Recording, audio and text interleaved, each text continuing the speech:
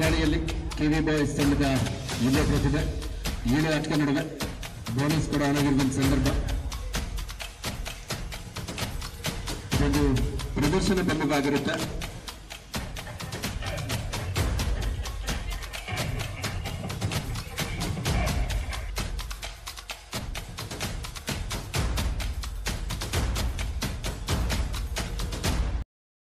ಇವತ್ತು ವೇದಿಕೆ ಮೇಲಿರ್ತಕ್ಕಂಥ ಎಲ್ಲ ಗಣ್ಯರು, ಕ್ರೀಡಾಸಕ್ತರು ಹಾಗೂ ಕಬಡ್ಡಿ ತಂಡದ ಎಲ್ಲ ಕ್ರೀಡಾಪಟುಗಳು ತಮಗೆಲ್ಲರಿಗೂ ವಂದಿಸಿ, ಇಂಥ ಕಬಡ್ಡಿ ಆಟ ತುಮಕೂರು ನಗರಕ್ಕೆ ಅತ್ಯಂತ ಅವಶ್ಯಕವಾಗಿ ಬೇಕಾಗಿತ್ತು.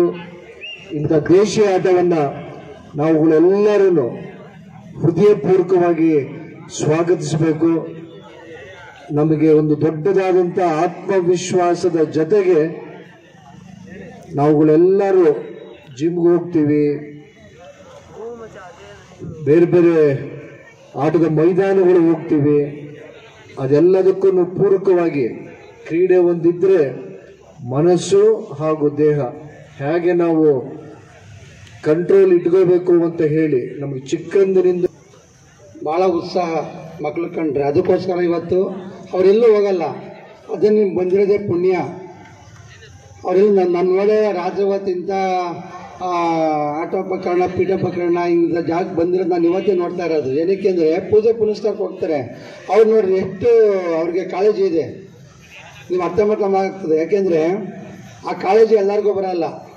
ನಮ್ಮ ಹುಡುಗರು ಕರೆದವ್ರೆ, ನಾವು ಈ ಕಾರ್ಯಕ್ರಮಕ್ಕೆ ಹೋಗ್ಬೇಕು ಅಂತ ಹೇಳ್ಬಿಟ್ಟು ಸುಮಾರು ಅವರು ಇದು ನನಗೆ ಅಲ್ಲಿ ಫೋನ್ ಒಂದು ದೈಹಿಕವಾಗಿ ಇನ್ನೊಂದು ಆರ್ಥಿಕವಾಗಿ ಅಂತ ಅಥವಾ ಆಂತರಿಕವಾಗಿ ಅಂತ. ದೈಹಿಕವಾಗಿ ಅಂತಂದರೆ ಯೋಗ, ಕ್ರೀಡೆ, ಇನ್ನಿತರೆ. ಆಂತರಿಕವಾಗಿ ಅಂತಂದರೆ ಧ್ಯಾನ, ಪೂಜೆ ಅಂತ ಅಭಿಪ್ರಾಯ. ಇವೆರಡು ಹೇಗೆ ಅಂತಂದರೆ, ಆಂತರಿಕ ಅಂತಂದಾಗ ಒಳಗಡೆ ಇರತಕ್ಕಂಥ ಮನಸ್ಸನ್ನು ಜಾಗೃತ ಮಾಡುವಂಥದ್ದು, ಮತ್ತು ಈ ಆಂತರಿಕವನ್ನು ಹೊರತುಪಡಿಸಿ ಮತ್ತೊಂದೇನಾದರೂ ಸಾಧನೆ ಮಾಡುವುದ್ರ ಯಾವುದರಲ್ಲಿ ಅಂತಂದರೆ ದೇಹ ಮತ್ತು ಆಂತರಿಕವನ್ನು ಎರಡೂ ಸಮಂದ್ರವಾಗಿ ಕಟ್ಟಬಹುದು ಯಾವುದಾದ್ರಿಂದ ಅಂದರೆ ಅದು ಕ್ರೀಡೆಯಿಂದ ಮಾತ್ರ. ಯಾಕಂದರೆ ಮಹಾಸ್ವಾಮಿಗಳು ಆಗಮಿಸಿದಂಥ ಅತಿಥಿಗಳನ್ನು ಅತ್ಯಂತ ಗೌರವದಿಂದ ಅಭಿನಂದಿಸ್ತಾ ಇದ್ದಾರೆ.